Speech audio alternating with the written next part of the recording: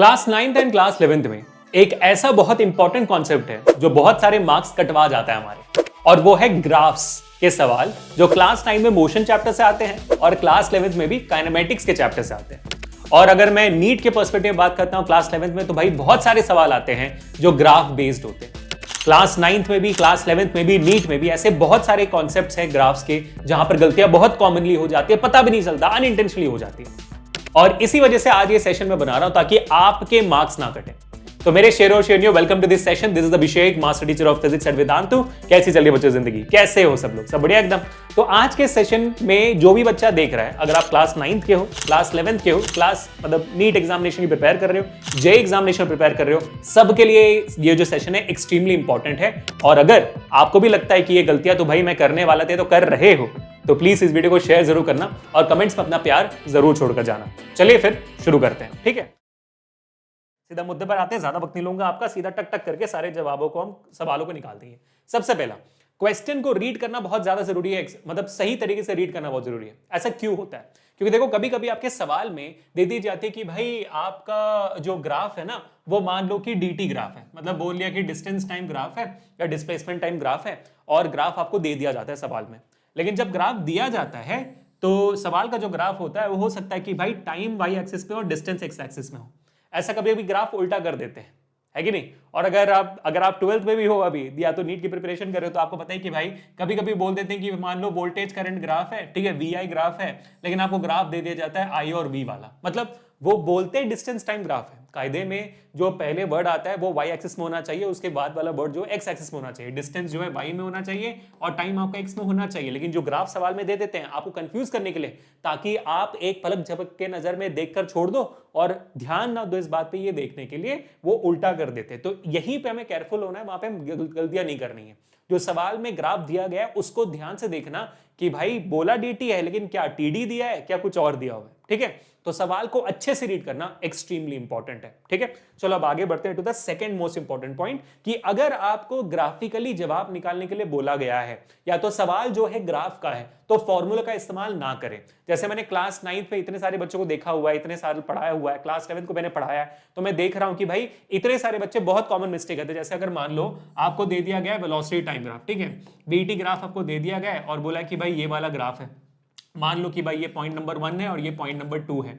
अब इस ग्राफ का स्लोप निकालिए। तो बच्चे क्या करते हैं? बच्चों को पता है कि भाई वीटी ग्राफ क्या है, वीटी ग्राफ आपका स्लोप जो है एक्सेलरेशन देता है वीटी ग्राफ का, तो एक्सेलरेशन निकालना है। अरे ठीक है सर, तो यहाँ पॉइंट में जो वेलोसिटी है, फाइनल वेलोसिटी होगी, ये आपकी इनिशियल वेलोसिटी होगी, ये आपका टाइम हो गया, तो एक्सेलरेशन का फॉर्मूला डाल दो, v - q/t, इसमें डाल दो वैल्यू, तो खत्म। लेकिन ये जवाब आपका गलत है। और अगर एक अच्छा टीचर अगर आपके स्कूल में पढ़ाता है और अगर आप नीट के लिए तैयारी करते हो या तो जेई के लिए तैयारी करते हो, क्लास 11 12 में पढ़ाई कर रहे हो, तो फिर डेफिनेटली ये जो मेथड है ये गलत हो जाती है। क्योंकि अगर आपको ग्राफ दिया हुआ है तो स्लोप निकालने के लिए स्लोप का ही फॉर्मूला डालना है, एक्सेलरेशन का फॉर्मूला नहीं। तो स्लोप का आपको यहाँ पे फॉर्मूला डालना पड़ेगा, जो बन जाएगा आपका y2 - y1 upon x2 - x1। ये बहुत इंपॉर्टेंट है, ठीक है? तो अगर सवाल ग्राफ का है तो ग्राफिकली सॉल्व करो ना, न्यूमेरिकली क्यों सॉल्व कर रहे हो? न्यूमेरिकली सॉल्व करने के लिए आपको और सवाल होंगे आपके पेपर में, डोंट वरी। ग्राफ के जगह पे न्यूमेरिकल ना घुसेड़ो और न्यूमेरिकल के जगह पे ग्राफ ना घुसेड़ो। बात समझ में आ गई? क्लियर हो गया? ठीक है, अब बात करते हैं पॉइंट नंबर 3 की, बहुत important. Know the type of graph and check the scale. ये बहुत ज्यादा इंपॉर्टेंट है। अब ये क्यों होता है? जैसे सबसे पहले तो आपको ग्राफ देखकर समझ में आना चाहिए कि कौन सा ग्राफ क्या है। फॉर एग्जांपल, अगर मैं यहां पर एक वीटी ग्राफ बना दूं और ऐसा बना दूं, तो यहां पर सबसे पहले तो भाई इसमें अगर मैं पूछूं कि ये कौन सा टाइप ऑफ ग्राफ है, 40 से 50% बच्चे अभी बोलेंगे सर ये the object is a trace है ना? आप बोलोगे ऑब्जेक्ट इज अ ट्रेस्ट है, लेकिन वहीं गलती हो जाती है। ये वीटी ग्राफ है भाई, वीटी ग्राफ में आप देखो ये अगर लाइन पैरेलल बनती है, इसका मतलब वेलोसिटी कांस्टेंट है, डिस्प्लेसमेंट कांस्टेंट नहीं, वेलोसिटी कांस्टेंट है। वेलोसिटी कांस्टेंट है तो ये यूनिफॉर्म मोशन का ग्राफ है, object is not at rest, ये यूनिफॉर्म मोशन का ग्राफ है। वैसे ही अगर मैं यहां पर एक वीटी ग्राफ बना देता हूं और ऐसे बोल देता हूं, बच्चों को पूछता हूं कि बताओ भाई ये क्या है, तो बच्चे बोलते हैं सर यहां पर ये यूनिफॉर्म मोशन हो रहा है। ये यूनिफॉर्म मोशन कैसे है भाई? ये तो वेलोसिटी टाइम ग्राफ है ना, वेलोसिटी वक्त के साथ बदल रही है, तो यूनिफॉर्म मोशन क्या हो सकता है? अगर यही ग्राफ मेरा डिस्प्लेसमेंट टाइम ग्राफ का होता, डिस्टेंस टाइम ग्राफ का होता ऐसे, तो मैं बोलता यूनिफॉर्म मोशन ग्राफ है ना? अगर यही ग्राफ मेरा डिस्टेंस टाइम ग्राफ का होता और ऐसे बनता, तब मैं बोलता ऑब्जेक्ट इज एट रेस्ट है, क्योंकि ऑब्जेक्ट का डिस्टेंस वक्त के साथ नहीं बदल रहा। तो ग्राफ कौन सा है ये समझना बहुत जरूरी है। इसके बहुत प्रकार होते हैं, ये सीखना बहुत जरूरी है, बहुत बहुत ज्यादा जरूरी है। और 11th वाले बच्चों आपको तो फिर एंगल वाला भी कॉन्सेप्ट आता है कि भाई अगर एक्यूट एंगल पे है स्लोप, नेगेटिव स्लोप क्या होता है, पॉजिटिव स्लोप क्या होती है, पॉजिटिव पैराबोला क्या होती है, नेगेटिव पैराबोला क्या होती है, ये सब समझना बहुत जरूरी है 11th वालों को। तो अगर आपने नहीं देखा हुआ है तो भाई डीटी ग्राफ और आपका काइनेमेटिक्स का पूरा प्लेलिस्ट नीचे डिस्क्रिप्शन में चेकआउट करना। क्लास 9th वालों आप लोग के लिए मैंने मोशन और ग्राफ्स का पूरा पार्ट कंप्लीट कर दिया, पूरा क्लास 9 का प्लेलिस्ट फिजिक्स का डिस्क्रिप्शन में जाओ, चेकआउट करो, देखो ग्राफ के सवालों को बहुत ध्यान से देखो, ठीक है। अब उसके बाद स्केल्स को चेक करना भी बहुत इंपॉर्टेंट है। स्केल्स मतलब क्या होते हैं कि भाई यहां पर वाई एक्सिस में क्या नंबर्स दिए हुए हैं और एक्स एक्सिस में क्या नंबर्स दिए हुए हैं, ठीक है। यहां पर बोल देता है 4 8 16 चल रहा है, यहां पर 2 4 चल रहा है, ठीक है। कभी कभी दिक्कत आती है कि भाई आपका पॉइंट यहां पर होता है तो आपको केयरफुली मेजर करना है। अच्छा ठीक है, यहां पर ये आधे पे थे, इसको मेरे को क्या है 1 लेना है, फिर ये 0 हो जाएगा, यहां पर मुझे 2 लेना है। तो ऐसे जो स्केल्स मेंशन होते हैं, स्केल्स को भी बहुत ध्यान से देखना होता है आपको, वरना बहुत बड़ी गलती होती है। अब स्केल से ज्यादा, सबसे ज्यादा गलती बच्चों की कहां पर होती है ग्राफ में, वो है हमारा नेक्स्ट पॉइंट, और वो है आपका एसआई यूनिट्स। जो ग्राफ में यूनिट्स मेंशन है ना भाई, खेल जाते हैं। जैसे आपको बोल दिया कि ये वीटी ग्राफ है, वीटी ग्राफ में स्लोप निकालो, आपने स्लोप का फॉर्मूला लगा दिया, निकाल दिया, एंड में लिख दिया भाई 20 मीटर्स पर सेकंड, ठीक है, बात जवाब हो गई, बढ़िया, खत्म। आपको बड़ी खुश हो गए भाई, इतना इजी था, बहुत कर लिया। लेकिन फिर बाद में देखोगे पेपर चेक करते वक्त कि भाई यहां पर सेंटीमीटर लिखा हुआ था और यहां पर सेकंड था, तो जवाब आपका कायदे में एंड में आना चाहिए था सेंटीमीटर सेकंड में। और सवाल में पूछा गया कि भाई स्लोप निकालो मीटर्स पर सेकंड में, आपको बोल दिया स्लोप निकालो मीटर पर सेकंड स्क्वायर में निकालो। ठीक है, वेलोसिटी सेंटीमीटर पर सेकंड में दी गई है, तो दिखेगा भी नहीं, सेंटीमीटर इतने छोटे में लिखा होगा यूनिट, और जवाब आप मीटर पर सेकंड स्क्वायर में लिखकर आओगे, मार्क्स पूरा काट देगा। ये सवाल दिया ही इसलिए जाता है ताकि आप गलती करो। कितने बच्चों की गलती हो चुकी है भाई, मुझसे बहुत हुई है, मुझे पता है आपकी भी बहुत हुई होगी। तो यूनिट्स सबसे पहले जब ग्राफ दिया जाए, पहले समझो कि ग्राफ का टाइप कौन सा है, फिर देखो ग्राफ के स्केल्स बराबर है कि नहीं, फिर चेक करो कि एसआई यूनिट बराबर है कि नहीं, सवाल को अच्छे से पढ़ो, फिर आगे बढ़ो। बहुत इंपॉर्टेंट है ग्राफ्स के मामले में, आप स्पेशली ज्यादा केयरफुल रहो। और जब अब 9th की बात आती है तो बहुत इंपॉर्टेंट है 11th, क्योंकि 9th में जितना आप केयरफुल होगे 11th में उतना ऑटोमेटिकली केयरफुल हो जाओगे, और नीट और जे की प्रिपरेशन में और ज्यादा केयरफुल हो जाओगे, ठीक है। चलो अब आगे बढ़ते हैं to the next point, plot the points carefully. कभी कभी सवाल जो आते हैं वो आते हैं आपको खुद ग्राफ बनाना पड़ता है, और ग्राफ बनाते वक्त ये बहुत इंपॉर्टेंट है कि आपने वाई एक्सिस में क्या लिया हुआ है, इंडिपेंडेंट क्वांटिटी होगी, वो क्वांटिटी जो टाइम पे डिपेंड करती है। जैसे डीटी ग्राफ में टाइम इंडिपेंडेंट क्वांटिटी होता है, वेलोसिटी टाइम ग्राफ में टाइम इंडिपेंडेंट क्वांटिटी होता है, एक्सेलरेशन टाइम ग्राफ में टाइम इंडिपेंडेंट क्वांटिटी, टाइम किसी के लिए रुकता है, वो इंडिपेंडेंट है। तो इंडिपेंडेंट क्वांटिटी हमेशा आपके एक्स एक्सिस में आती है, और डिपेंडेंट क्वांटिटी हमेशा आपके वाई एक्सिस में आएगी, ठीक है।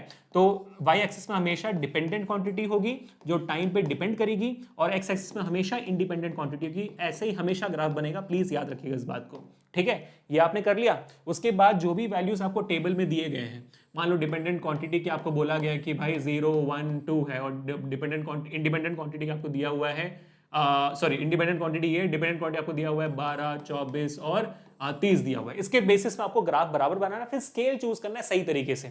जैसे टाइम के लिए अगर मैं चूज करूंगा, टाइम के लिए बराबर है भाई, मैं ले लूंगा 0, यहाँ पर है 1, यहाँ पर है 2, यहाँ पर है 3 बराबर। अब डिपेंडेंट क्वांटिटी लिए क्या लोगे, यहाँ पर शुरुआत 12 24 30 सब दिख रहा है, तो फिर आपके पास ऑप्शंस है। मैं 6 के टर्म्स में लूं, क्योंकि 12 और 24 6 बराबर में पकड़े, तो 6 के टर्म्स में लेता हूं, 30 कहीं डाल दूंगा। लेकिन 30 कोई और टर्म में 4 के टर्म में लूं तो 4 8 12 करके भी मैं जा सकता हूं। 8 के टर्म में लूं 8 16 24 ऐसे भी जा सकता हूं। तो फिर आपको अच्छा एक चॉइस लेना पड़ेगा जिस बेसिस में आप ग्राफ को सही तरीके से प्लॉट कर पाओगे, क्योंकि स्केल जिस तरीके से अगर आपने गलत ले लिया तो ग्राफ बनना चाहिए स्ट्रेट लाइन, बन जाएगा कुछ और, ठीक है। कभी कभी ऐसा भी हो सकता है कि स्ट्रेट लाइन बनना चाहिए, बन जाएगा कुछ और, पैराबोला बन के निकलेगा, फिर आप बोलोगे अरे ये क्या हो गया। तो स्केल्स को भी सही तरीके से ना बहुत जरूरी है, इसलिए ग्राफ कौन सा बनना चाहिए वो भी टेबल देख के समझ में आना चाहिए आपको, ठीक है। बात समझ में आ गई। चलो अब आगे बढ़ते हैं to the next point, practice PYQs to know the trends. ये बहुत ज्यादा इंपॉर्टेंट है। अगर आप 11th में पढ़ाई कर रहे हो, 12th में हो, नीट जे की प्रिपरेशन कर रहे हो, तो पिछले साल के सारे सवालों को प्रैक्टिस करो जो ग्राफ्स के बेसिस में आया हुआ है। हम अपने हर सेशन में पीवाईक्यूज वगैरह सब सॉल्व करते हैं, तो प्लेलिस्ट देख लेना। साथ ही साथ अगर 11th वालों आपको ग्राफ के सवाल प्रैक्टिस करने हैं तो वीडियो के डिस्क्रिप्शन में आपको नीट पीवाईक्यूज की किताब भी है, जहां पर पिछले 20 साल के आपको नीट के पीवाईक्यूज मिल जाएंगे, जहां पर टॉपिक बाय टॉपिक साल के बेसिस में हमने उसको डिफरेंशिएट करके रखा हुआ है with proper solutions and answer keys, and अगर आप देखोगे वीडियो सॉल्यूशंस के साथ है वो, तो प्लीज मिस आउट मत करना। उसका बुक का लिंक डिस्क्रिप्शन में, आपको पूरा का पूरा नीट का जो फिजिक्स, केमिस्ट्री और बायो का जो किताब है वो पूरा का पूरा पिछले 20 साल के सवालों का किताब, 3 किताब आपको मिल जाएंगे only for 800 rupees. So please check out the link in the description. और अगर आप क्लास 9th में, तो आपके लिए भी प्रैक्टिस के लिए तत्व बुक की किताब भी डिस्क्रिप्शन में है, आप चेकआउट कर सकते हो। तो सिमिलर प्राइसिंग पे आपको 9th भी मिल जाएगी। लेकिन मैं ये 11th वालों से और 12th वालों से दरख्वास्त करता हूं, रिक्वेस्ट करता हूं आप लोगों से कि अगर आपको ग्राफ का सवाल सॉल्व करना है तो पहले जाओ 9th वाले सिलेबस को रिवाइज करो, क्योंकि 9th में आपको डिस्टेंस टाइम ग्राफ का स्लोप, वेलोसिटी टाइम ग्राफ क्या होता है, उसके टाइप्स, उसका स्लोप, उसका एरिया अंडर द कर्व सब पढ़ाया जाता है 9th में। 9th वाला आप लोग खुशकिस्मत हो, अगर आप पढ़ रहे हो तो अच्छे से पढ़ाई करो। तो 11th वालों जो रिवाइज करो, फिर आके एडिशनल जो चीजें वो यहां पर पढ़ाई करो, वो ज्यादा अच्छा होगा। ठीक है, अब आगे बढ़ते हैं to the last and the final and the most important thing for today is key neatness counts. कोई भी ग्राफ आप बनाओगे तो ग्राफ का नीटनेस बहुत इंपॉर्टेंट होता है। ठीक है, ग्राफ का नीटनेस बहुत इंपॉर्टेंट होता है। ग्राफ अगर अच्छे से बनाओगे, जो सवाल में ग्राफ दिया हुआ है उसको भी इस सवाल में बनाना जरूरी है। ऑप्शंस में आप जब सोल्यूशन लिखोगे तो सेम ग्राफ चिपकाना जरूरी है, तब गलती ना हो। अच्छे से बनाओ ग्राफ। अगर ग्राफ बनाने वाला सवाल है, कोई आइडेंटिफिकेशन वाला ग्राफ है, कॉरेस्पॉन्डिंग ग्राफ बनाने वाला सवाल है, तो इन सब पे अच्छे से ध्यान से बनाओ। जितने नीट बनाओगे उतना क्लियर आपके टीचर देखे, उतने इजीली आपको मार्क्स मिलेंगे। ठीक है बेटा, तो that's all for today. Thank you so much for watching this video till the end. बहुत बहुत शुक्रिया। Make sure to hit the like button, share this, subscribe to the channel. ये वीडियो सारे बच्चों के लिए रेलेवेंट है और ये बहुत इंपॉर्टेंट गलती है जो आप लोग करते हो ताकि आपके मार्क्स ना कटे, इसलिए मैंने सेशन ले लिया। तो आपका प्यार जरूर छोड़कर जाना और इस वीडियो को जरूर शेयर करना और मुझे बताना कि भाई इनमें से कौन सी गलतियां आपने गलती से कर ली हो। मिलते हैं नेक्स्ट सेशन में guys. Until this Abhishek signing off. Enjoy your life, stay home, stay safe and stay strong. Peace people.